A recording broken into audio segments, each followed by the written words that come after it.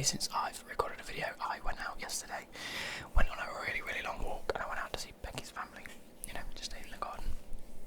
And I'm a little bit sunburned and nicely tanned and browned, but hey ho, that's what the sun does to you. And my eyes, hay fever, is like, I do struggle with hay fever every so often, but the past few days have been stupid. I've had my fan on all day, but I completely forgot to record the first couple of days worth of matches for these Premier League prediction videos. But with that being said, I just need to change this around, don't I? Come on, there we go. And then that one is there we go. So we're going to have a quick check over what we can see and what we can do. So yeah, it works. So these were the predictions we made for last week's matches. I have missed Mondays and Tuesdays games because, like I say, I was out. I was a little bit busy. I had stuff to do. But we still have these games to predict, which is still quite a few games. We still have, 5, 6, 7, 8, 9, 10 games to predict. That takes us to the end of Sunday. So we're doing all of Wednesdays, Thursdays, and then there's one game on Saturday and Sunday, which is okay. So let's first off revisit these games and find out what scores it was. So what first game are we doing? We're doing Wednesday. Aston Villa vs Sheffield ended up 0-0. Now, I said in that video that I thought it would be a draw. However, I did think that one of the teams would at least score once. But unfortunately not, and it did end up 0-0. Just got to reply to Becky. There we go. There we go. So yeah, I did think it would be a draw. I just didn't think it would be so of a draw. It was a pretty boring game, if I do say so. Then we move on to Man City against Arsenal. I think I was pretty close with this. It ended up 3-0 to Man City instead of 3-1. Arsenal playing some of the worst football I think I've ever seen in my life. David Luiz is an absolute joker of a man. Doesn't deserve a new contract, and yet today he's been given a new contract to Arsenal. They've just signed everyone on for another year. They've signed on Cedric, who I don't think has even played for Arsenal yet. They've signed Danny Ceballos has signed a loan extension. It's all just going to be a beat down for them. I don't think they can afford anyone. Moving on, we have Southampton and Norwich. That ended up 3-0 to Southampton.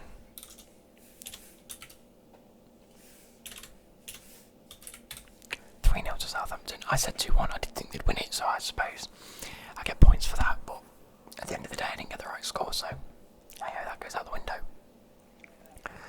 That was a relatively okay game, to be fair. It was pretty boring to start off with, and then it just sort of picked up a little bit.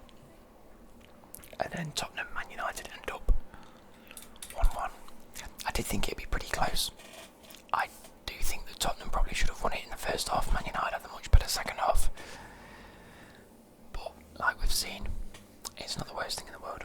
1-1 did Chelsea the world of favours. It really did. Then we move on to Leicester and Watford. Now, I thought Leicester would have a really, really, really strong start. However, it ended up 1-1, which was a little bit of a shame. I've been bit on my leg and I'm scratching it. I need to stop. It was a bit of a shame for Leicester. Another sort of boring game that wasn't too exciting. Then we move on to Arsenal and Brighton. Now for me, this was a game that Arsenal really should have won.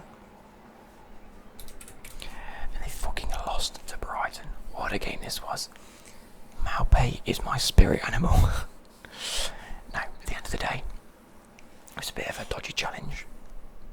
But Arsenal should have won that. Arsenal should be winning that sort of game, and they just weren't.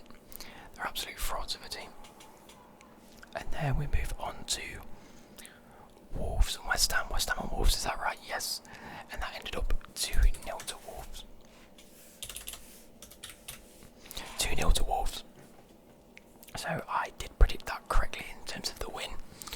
But I thought West Ham might have grabbed a goal, but they didn't, which is a bit of a shame. Crystal Palace and Bournemouth, I predicted a draw. It actually ended up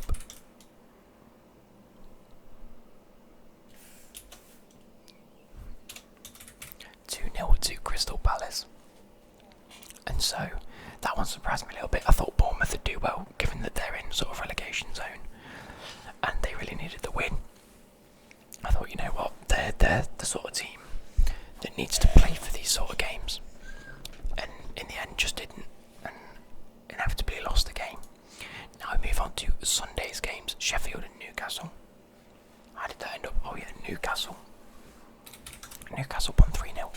Another good result for Chelsea, because it means that, you know, those that are sitting up in sort of that 5th to 8th spot aren't really catching up. You know, Man United drawing, Sheffield not winning, Wolves did win unfortunately, Tottenham drew, so Man United and Tottenham only share a point.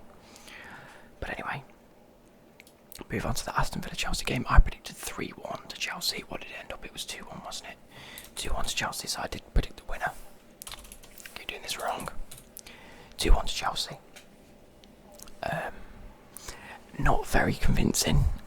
Aston Villa did go 1 goal up, and then we managed to claw it back within a couple of minutes. Pulisic needs to be playing every game. I'm sorry, he brings the sauce. Kovacic and Mount were okay. Defensively, were a bit poor. Alonso wasn't particularly brilliant. Christensen was terrible, absolutely terrible. This is why we need to be playing Tomori and Rudiger. And then Everton-Liverpool, who I think had one of the most boring games I think I've ever watched. I turned on the stream the other day, and I'd missed the first half, and everyone said you really didn't miss much, nothing happened. And then I watched the second half, and it was just as boring. 0-0, nothing happened. So that brings us up to date. In fact, let me just go through the other scores of the week so far. Man City Burnley on Monday ended up 5-0 to Man City. That was a convincing win, very good game. Yesterday, Leicester and Brighton 0-0. Not the best. And then Tottenham West Ham.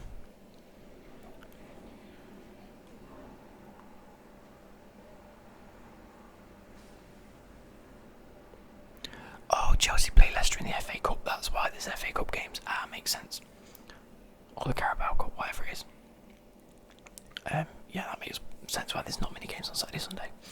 Okay, makes sense. Sorry, I was just trying to figure out, because I was like, we play Leicester, but it's not on here. Anyway, Leicester Brighton 0-0, not very good. Tottenham beat West Ham 2-0, that was okay. But where does that leave the table? Let me just show you this now. It leaves Tottenham and Leicester have an extra game played, as well as Brighton and West Ham. So if Bournemouth can win a game, they jump up to 30 points and they jump out, and West Ham drop to relegation. Leicester obviously Liverpool still ahead. Man City still ahead by a mile. We are only 4 points behind Leicester City, but we are 5 points ahead of Man United. If we can beat Man City, not that we're going to, we can jump up. It means that Man United and Wolves are on the same amount of points, which means they're both fighting for that 5th spot, which is going to be Champions League, as well as Tottenham and Sheffield at this moment in time as well. Sheffield have dropped from 5th to 8th in 2 games, in a week, which is outrageous. But yeah, that pretty much sums up where are we going to go with this. Norwich versus Everton. Norwich at the bottom, Everton at 12th. Everton's winning that game.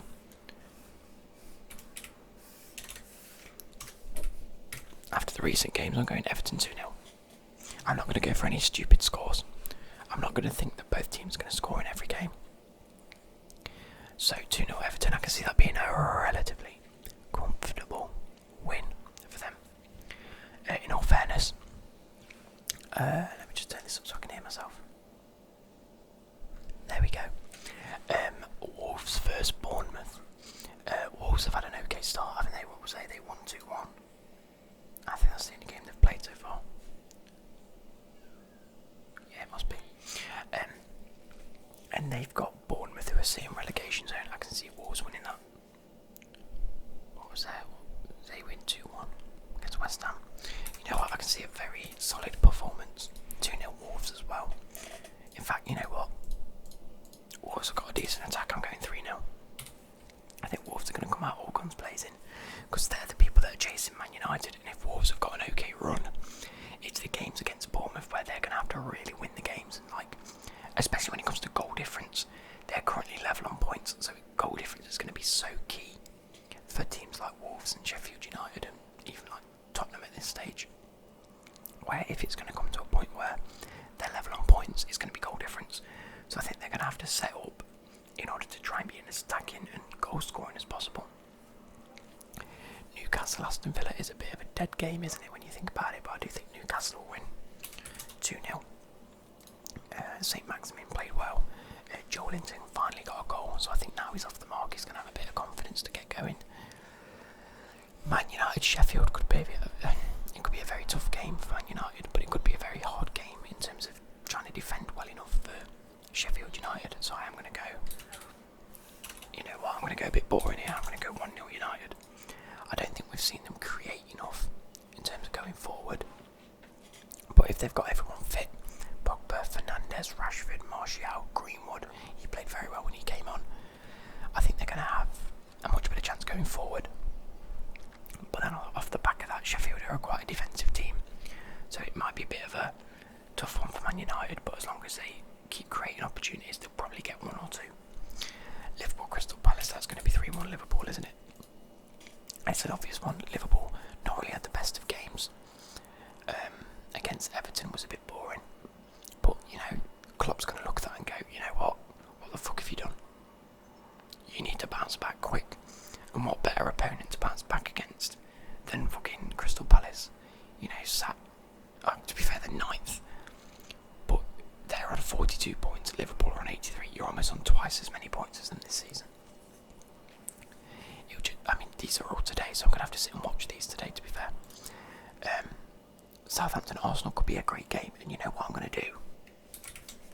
I'm going to go 2-1 Southampton. Southampton surprised me against Norwich. They played very, very well. I think with Arsenal's run of better form, you know, the likes of Leno out injured, you've got Xhaka out injured, I think. I mean, people are signing contracts left, right and centre that aren't particularly brilliant players. I reckon they could do it. Shane Long, Danny Ings, they've got an okay team. Ward-Prowse, they can do it. They can do it on Arsenal. Put Arsenal back down to that sort of 10th spot. No, where are they now? Oh, they are 10th. Oh, that's peak. And if Southampton win, they will jump up to 10th place, but they'll be behind Arsenal on goal difference. So hey, Southampton have got something to lose here. They can jump from 14th to 10th, or joint 10th. Hey, that's all I'm saying. That's all I'm saying. Burnley Watford, that is a pretty dead game as well, isn't it? It's not particularly brilliant, but I can see Burnley winning that, probably 1-0. And then Chelsea Man City. I hate to say this because I'm a big Chelsea fan, and I really, really hope we can win it. But I'm going to see a 3-1 loss. I think Man City have far too much going forward currently. I think Chelsea's attackers against Man City's defence is okay. You know, we might do well, we might create 1 or 2 opportunities. But Man City's attack versus our defence is just far superior. They're just going to create so many more opportunities, and it's going to be so tough. But again, it's going to be one of those games where I think, hey, could be a very good game. Aston Villa versus Wolves. That's going to be a 3-1 Wolves, I think. And then Watford Southampton again. Southampton could do the win, so 2-1 to Southampton in that respect as well. I don't think defensively Southampton are the best, so I think conceding a goal here and there isn't going to do them too much harm. But their attacking wise are a lot better than many people give them credit for. So that's probably my predictions. Now let's copy this. Go like that. But get rid of the actual scores.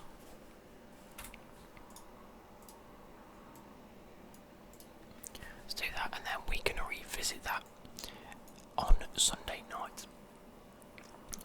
Wait, what day is it on Sunday? 28th. Yeah, I can revisit that on Sunday night. So, hopefully that's going to wrap up today's episode. Only a quick 15-minute episode. Just going through the teams and what I think is going to happen.